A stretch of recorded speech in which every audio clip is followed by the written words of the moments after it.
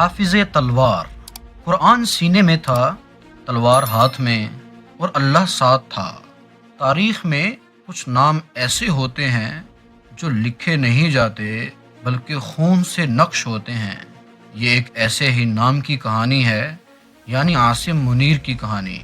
ایک ایسا لڑکا جس کے گھر میں نہ دولت تھی، نہ اقتدار، اور نہ کوئی بڑا نام، مگر جب وہ میدان جنگ میں اترا تو دشمن کے لشکر نے پہلی بار جانا کہ سب سے خطرناک سپاہی وہ نہیں ہوتا جس کے پاس سب سے بڑی تلوار ہو، بلکہ وہ ہوتا ہے جس کے سینے میں اللہ کا کلام ہو۔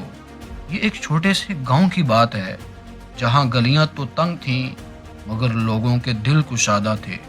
اس گاؤں میں منیر احمد نام کا ایک استاد رہتا تھا۔ سادہ سا آدمی، اسکول میں بچوں کو پڑھاتا، شام کو گھر آ جاتا اور رات کو اپنے بچوں کے ساتھ بیٹھ کر قرآن پڑھتا۔ اس کی بیوی یعنی زینب، جو گھر کی اصل بنیاد تھی، ہر صبح بچوں کو جگاتی اور کہتی، اللہ کا نام لے کر اٹھو، کیونکہ جو دن اللہ کے نام سے شروع ہو وہ دن کبھی ضائع نہیں جاتا۔ اس گھر میں 3 بچے تھے اور سب سے چھوٹا یعنی عاصم منیر 8 سال کا تھا۔ بڑی بڑی آنکھیں، سوال کرنے